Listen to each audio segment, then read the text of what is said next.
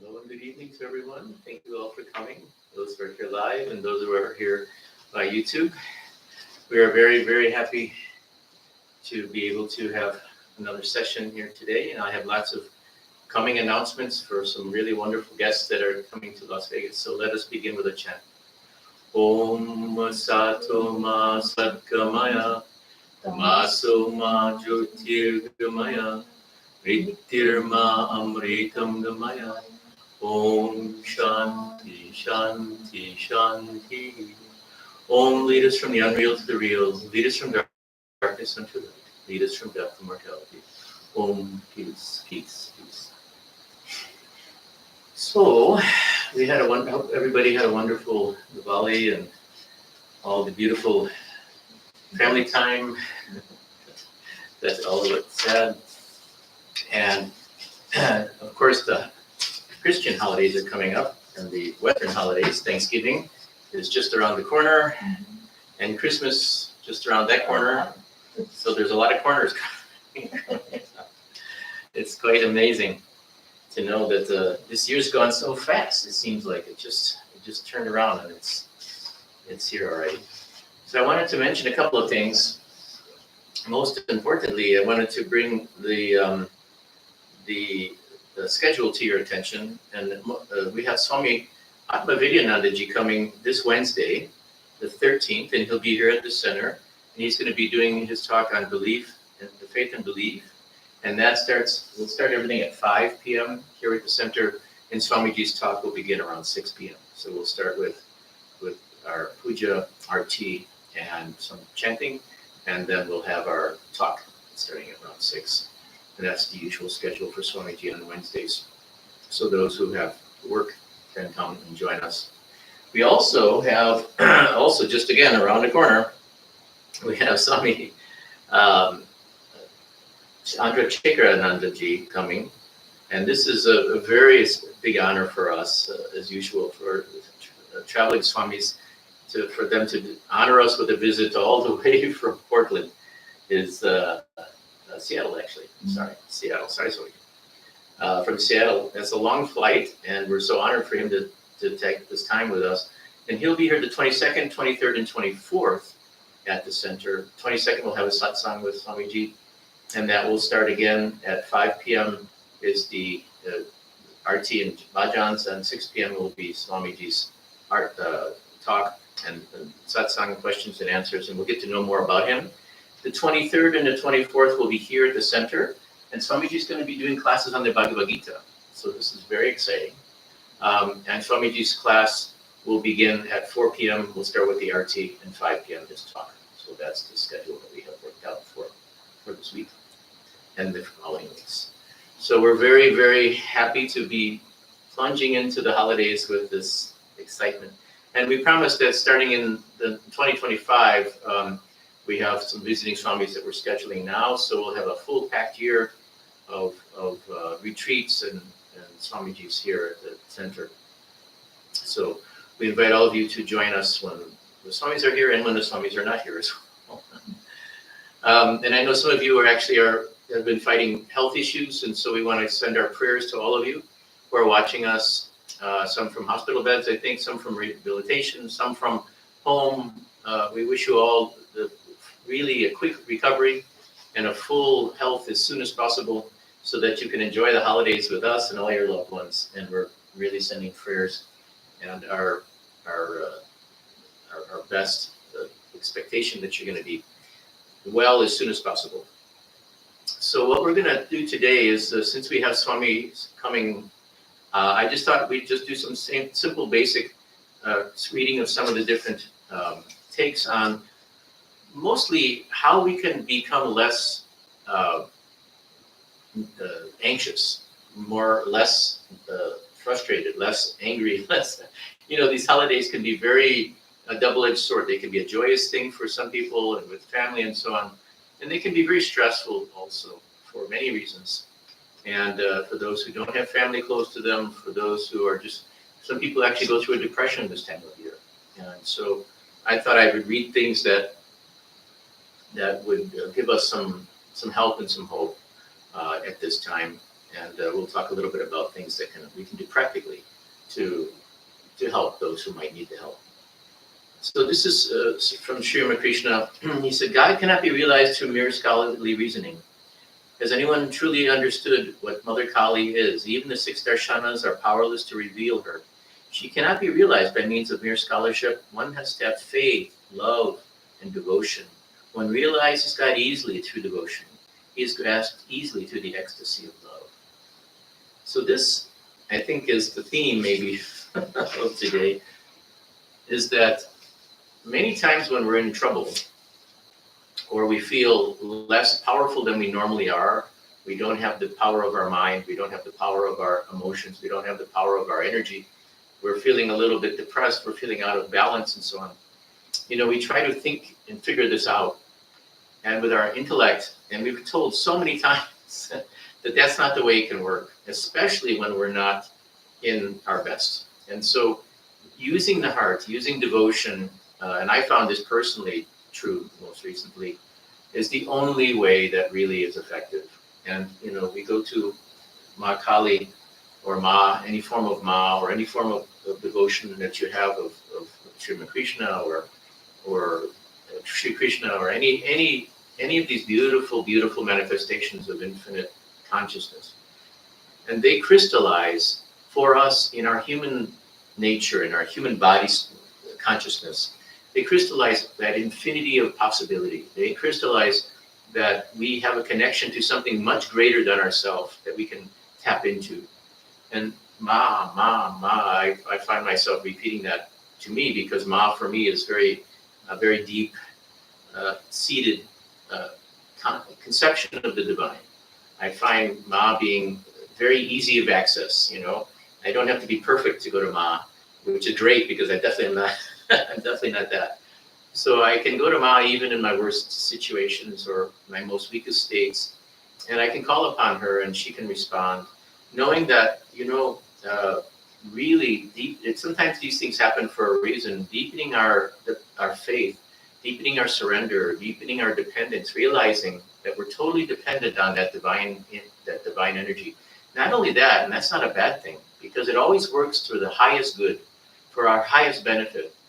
And I was telling this to somebody earlier today that, even in my worst situation, my worst crisis, which I almost fell off a mountain one time. I remember very clearly. I literally was looking over the cliff of a mountain and somebody grabbed me and pulled me back.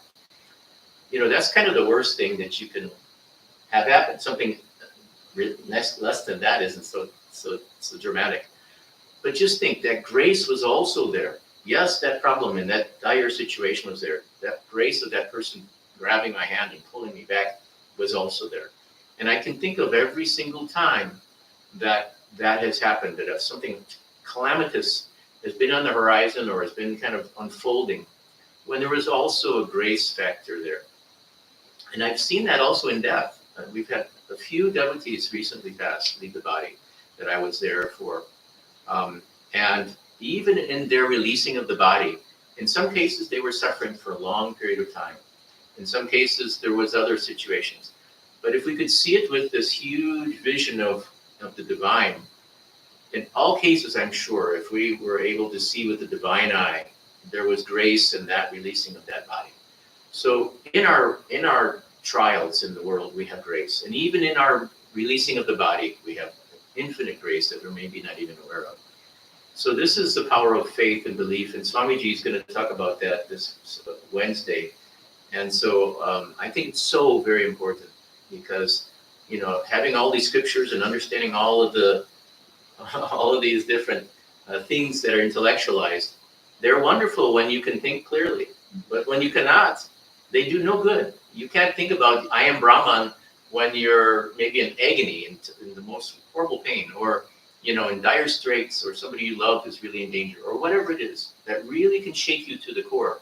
Only devotion, only that heart reaching out to the divine can really be something that can be felt at that time. And that's why Srimad Krishna said over and over again. This again from the Bhagavad Gita, chapter 4, verse 10. Be free from attachment, fear, and anger. Become fully absorbed in me and take refuge in me. Many persons in the past become purified by knowledge of me and thus attained my divine love. Again, Sri Krishna is saying very clearly, be free from attachment, fear, and anger. Become fully absorbed in me. Take refuge in me. Again, it's that surrender. Again, he says that in the Gita many times that this is the key to the path forward, and something that really does give relief to us in our darkest moments. This is also very important. We sometimes think, are we worthy? This is a big thing, right? Sometimes we feel we really are not worthy of God's blessings. We think of all the bad things we did. We think of all the things that we should condemn ourselves for. And this is really a trick of the ego also. And all those things that Srimad Krishna said, shame, fear, anger, all these things need to be given up. They're just as dangerous as any of the other things that are there.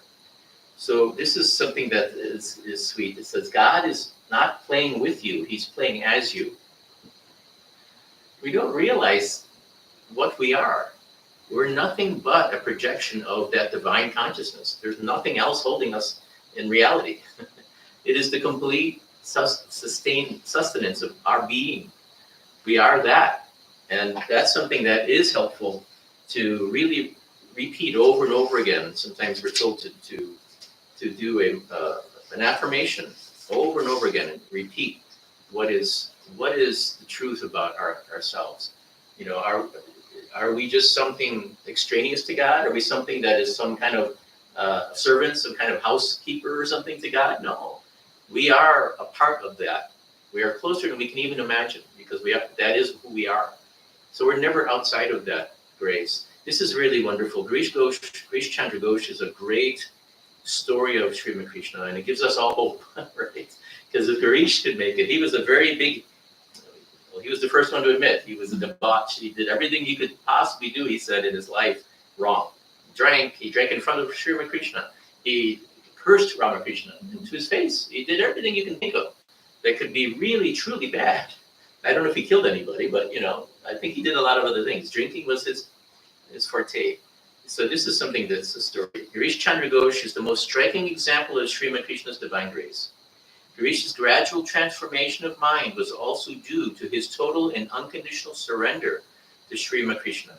Once Girish was brooding with a broken heart over his own misdeeds, when the master in a semi-conscious mood spoke out, Girish Ghosh, don't worry about it. People will be astonished at the marvelous change that will come over you. Girish attained a high spiritual state of mind towards the end of his life. There's other stories of people who were truly kind of scoundrels, in a sense, at certain points of their life, that became saints, that became God realized, or became, very connected, like Girish was. A very, very divine being, manifestation of union of the divine. And I would suspect that none of us, maybe sitting around here and at home, had done most of what Girish ended up doing in his life. So he can have that direct contact. So what did Sri Ramakrishna prescribe for Girish? Total surrender. Give your power of attorney to God, to the form of God. Means totally surrender everything. We cannot control anything in this world. We can walk out tomorrow and get hit by a bus. Whatever jobs are coming to us, whatever fortune is coming to us, whatever diseases, health, healings are coming to us, the family health, family fortune, all these things, the world, our nation, all the nations, all these things are outside of our orbit. The only thing we can do is truly surrender and know that that divine hand is doing everything perfectly. And in the end, when we look back, we'll see that it's utterly perfect, and all we needed to do is surrender. Anything, if we struggle against it, we suffer. If we try to make it our way, we suffer. So, that's kind of something I try to remind myself over and over again, is how much do I want to suffer? I want to just continue being in bad shape, then I surrender. And this is so true, Sri Ramakrishna again.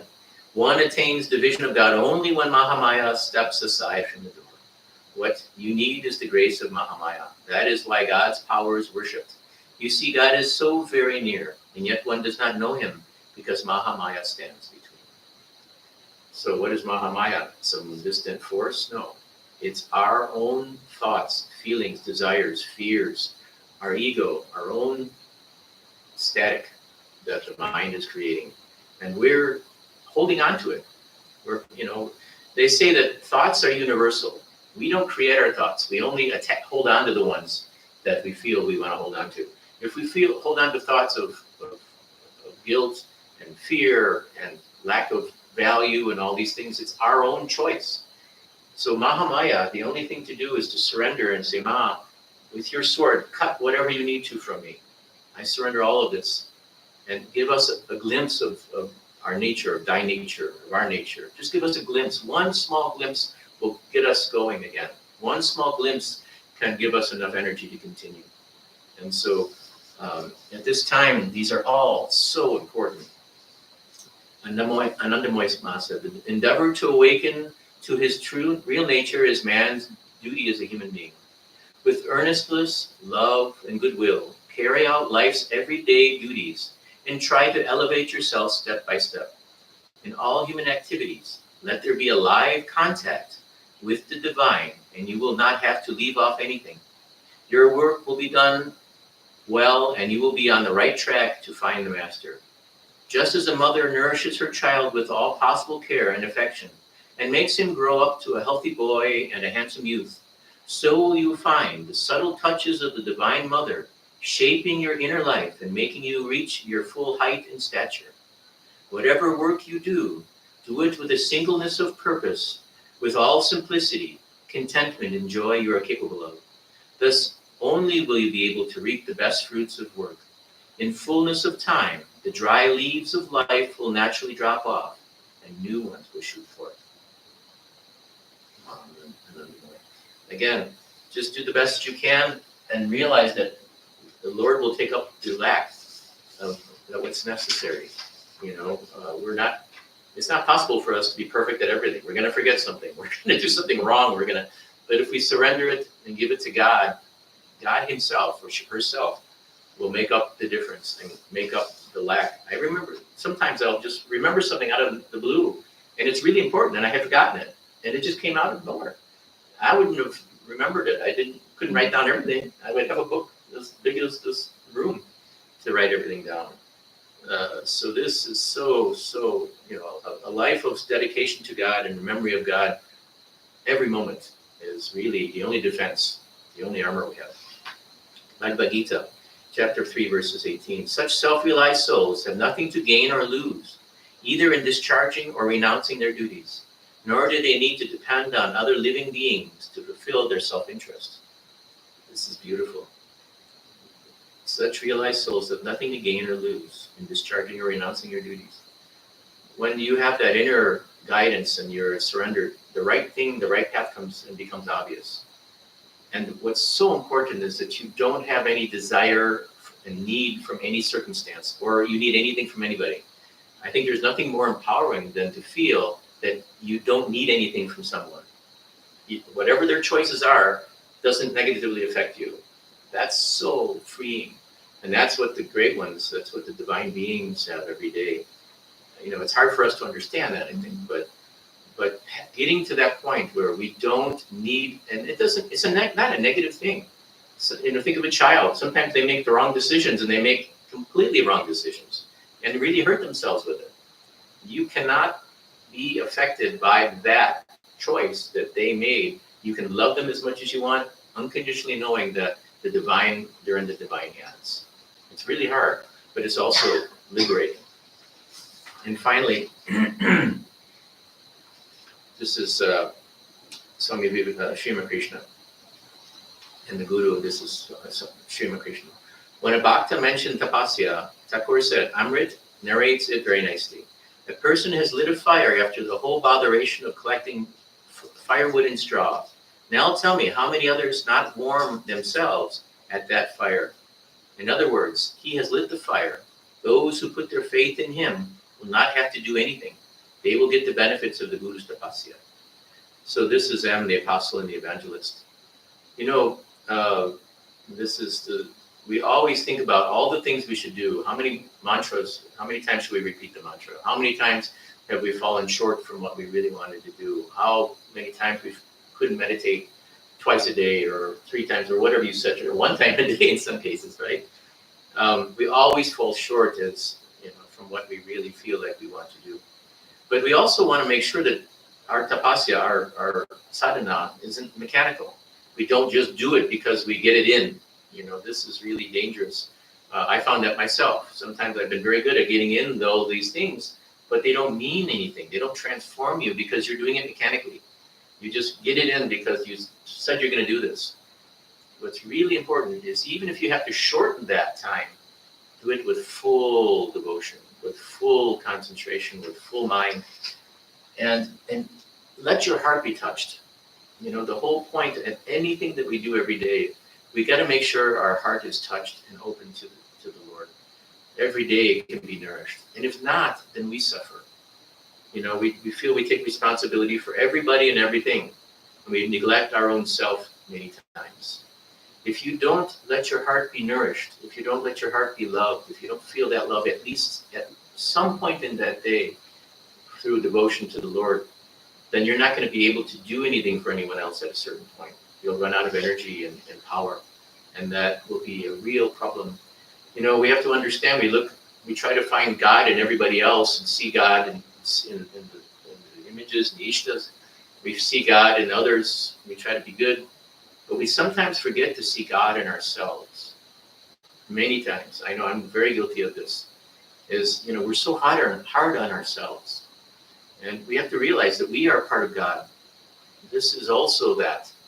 And we have to worship this divine being inside of this form, this temple too.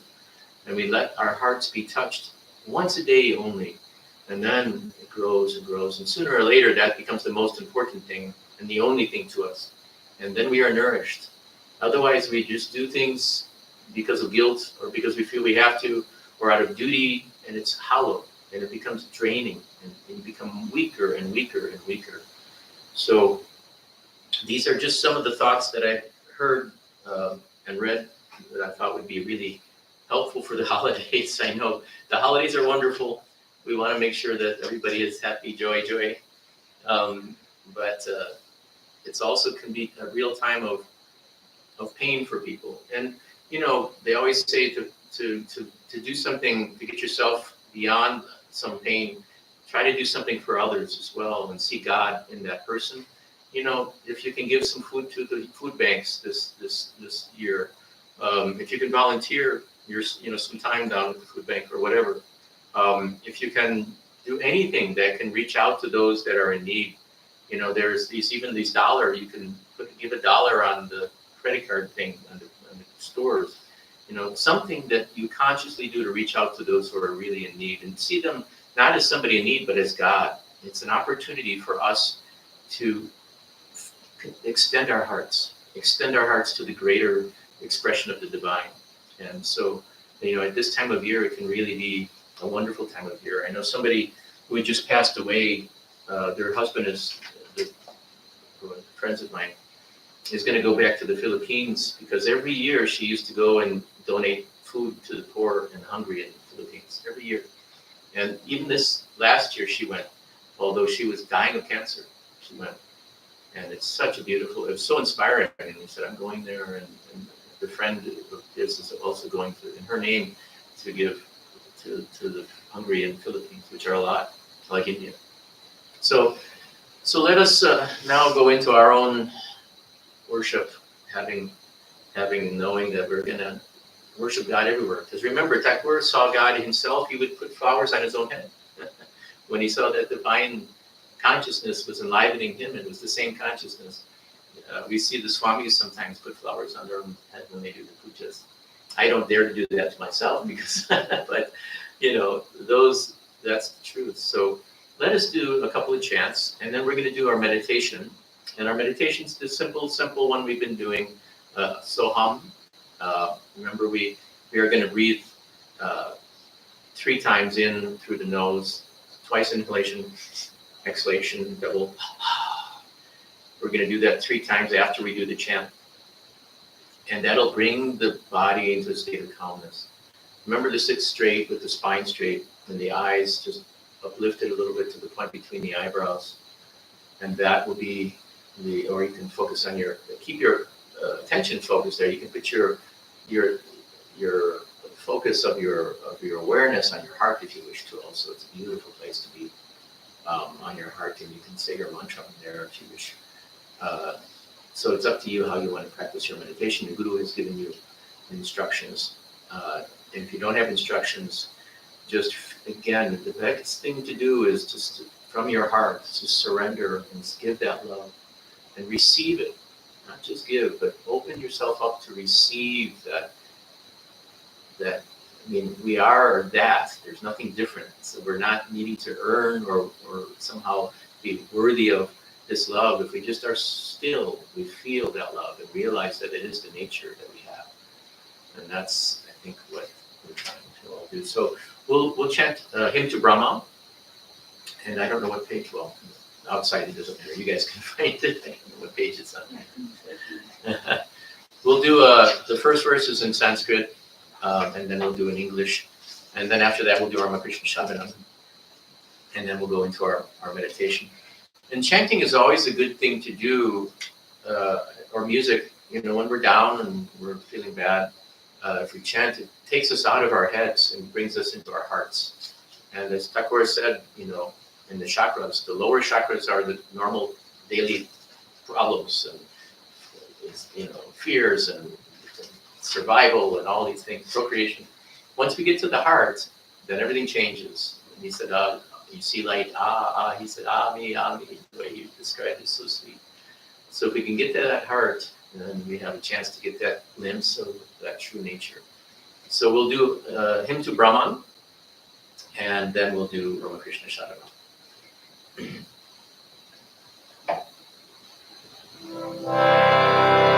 And remember, you are full of bliss, giving joy transcendent, of higher knowledge the abode, dual no more, clear as the heavens, known to all as thou art that. He is pure, permanent, unmoving, the everlasting seer of all, far, far beyond the qualities and thought. Guru, Lord, I bow to thee. See yourself in that state of awareness, yourself beyond thought, beyond qualities. That's not just the Guru, but see yourself in that. And you are one with the Lord.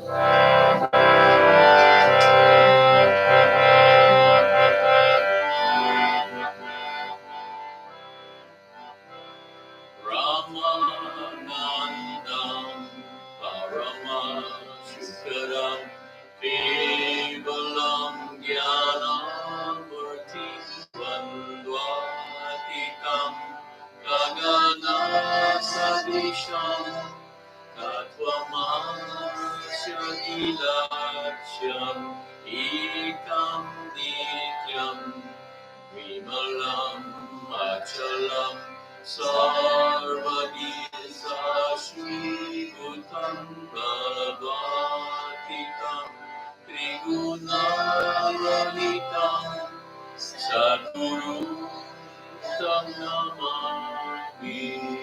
Sadguru Namami Brahmanandam Paramasukaram Kevalam Jnanam Murtim Vandvakitam Gagana Sadisham Tattvamasya Vilasyam Ekam Nityam Vimalam Achalam Sarvadi Sasi Bhutam Prabhatitam Trigunayitam Sadguru Namami Sadguru Namami full of bliss,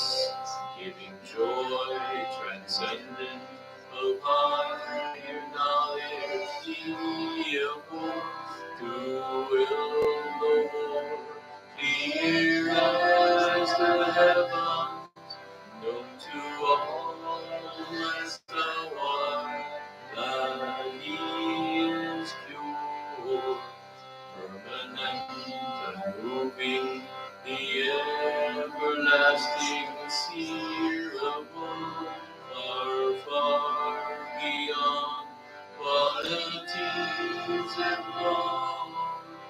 Guru Lord, I bow to Thee. Guru Lord, I bow to Thee.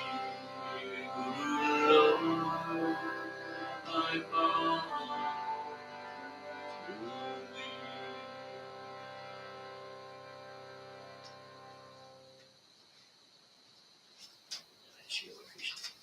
So now we'll do Ramakrishna Sharanam. And if you want to pass your musical instruments out, you can.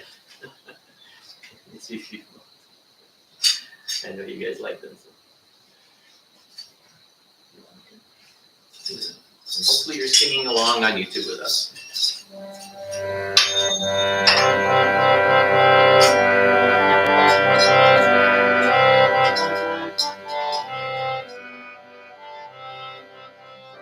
Krishna Sharanam, Rama Krishna Sharanam, Rama Krishna Sharanam, Sharanye Prabhu, Rama Krishna Sharanam, Rama Krishna Sharanam, Rama Krishna Sharanam, Sharanye. Kripa hi kevalam, Kripa hi kevalam, Kripa hi kevalam, Sharanye. Kripa hi kevalam, Kripa hi kevalam, Kripa hi kevalam, Sharanye. Jai Jai Ram Krishna Sharanam, Ram Krishna Sharanam, Ram Krishna Sharanam, Sharanye. Prabhu Ram Krishna Sharanam, Ram Krishna Sharanam, Ram Krishna Sharanam, Sharanye. Sharanagaitumham, Sharanagaitumham, Sharanagaitumham Vande. Sharanagaitumham, Sharanagaitumham, Sharanagaitumham Vande. Jai Jai Ram Krishna Sharanam, Ram Krishna Sharanam, Ram Krishna Sharanam, Sharanye Prabhu Ram Krishna Sharanam, Ram Krishna Sharanam, Ram Krishna Sharanam, Sharanye. Namo Sri Gurave, Namo Sri Gurave, Namo Sri Gurave, Namo Namo. Namo Sri Gurave, Namo Sri Gurave, Namo Sri Gurave, Namo Namo. Jai Jai Ram Krishna Sharanam, Ram Krishna Sharanam, Ram Krishna Sharanam, Sharanye Prabhu Ram Krishna Sharanam, Ram Krishna Sharanam, Ram Krishna Sharanam, Sharanye. Ram Krishna Jaya Jaya Ram Krishna Jaya Ram Krishna Ram Krishna Ram Krishna Jaya Ram Krishna Ram Krishna Ram Krishna Jaya Jaya Ram Krishna Ram Krishna Jaya Ram Krishna Ram Krishna Ram Krishna Jaya Jaya Ram Krishna Ram Krishna Jaya Jaya Ram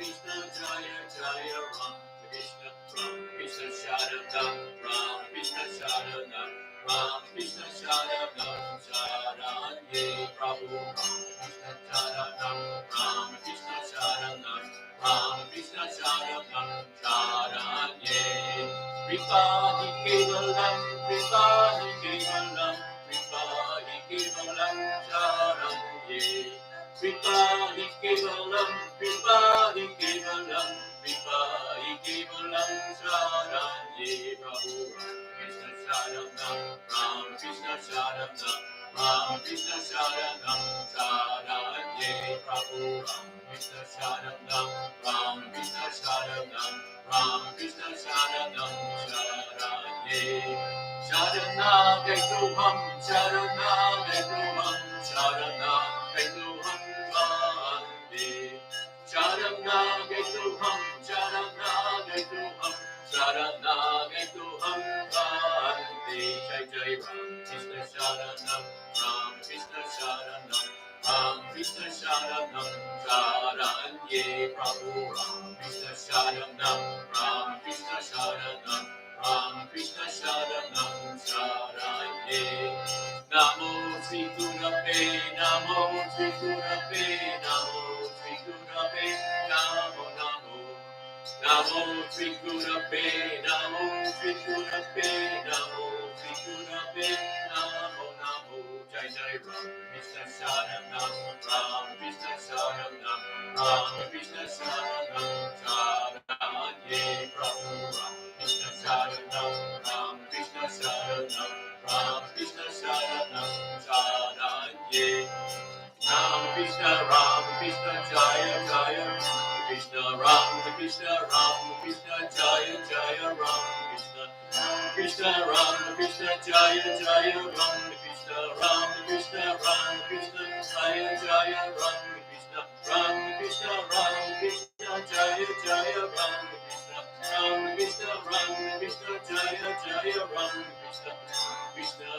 Krishna Jaya Jaya Ram Krishna Jaya Jaya Ram Krishna Sharanam, Ram Krishna Sharanam, Ram Krishna Sharanam,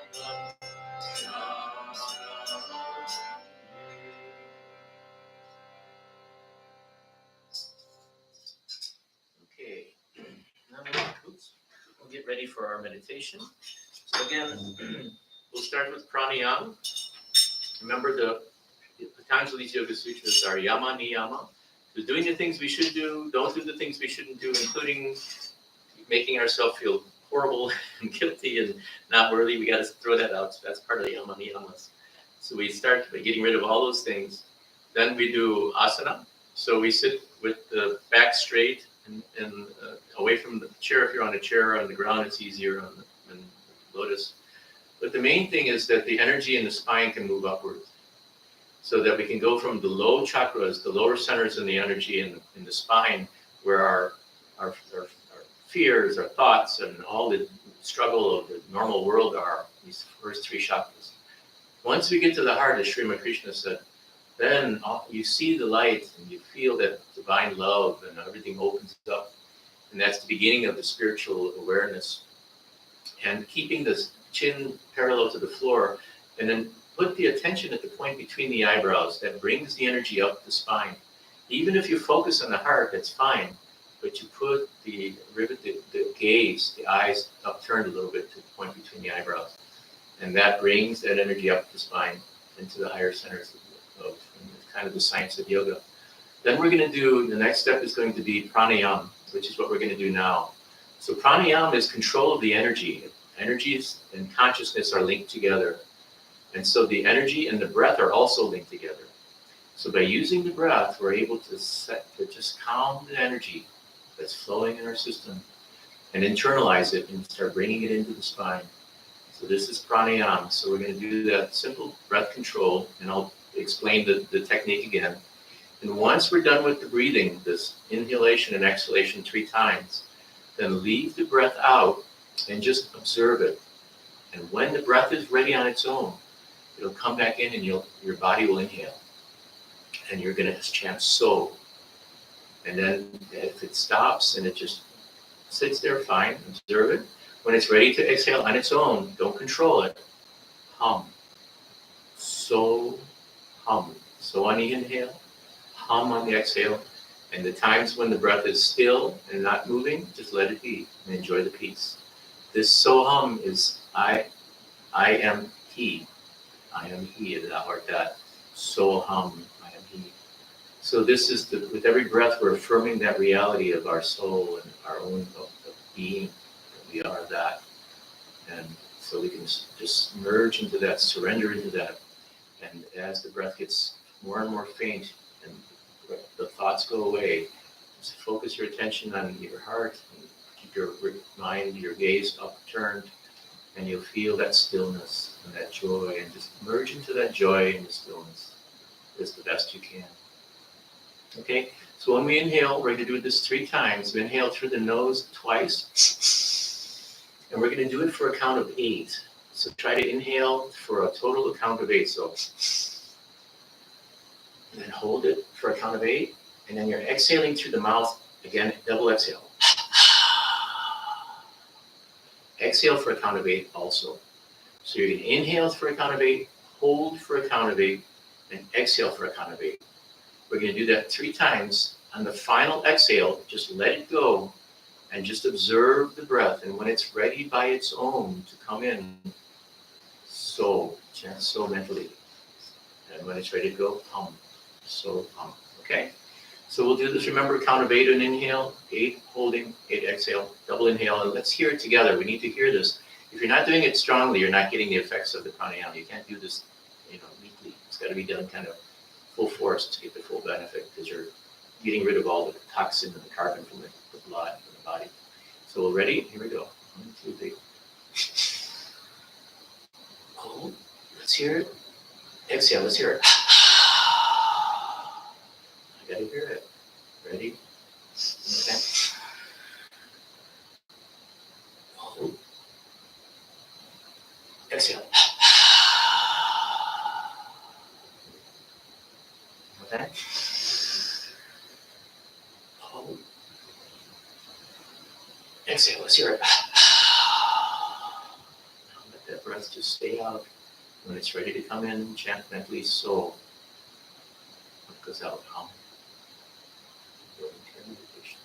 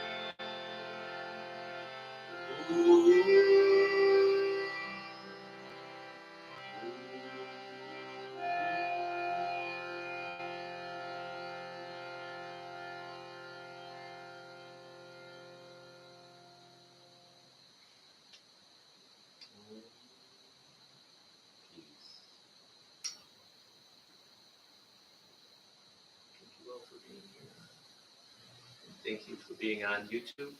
And we look forward to having you with Swami Atmavidyanandaji Wednesday at 6 p.m.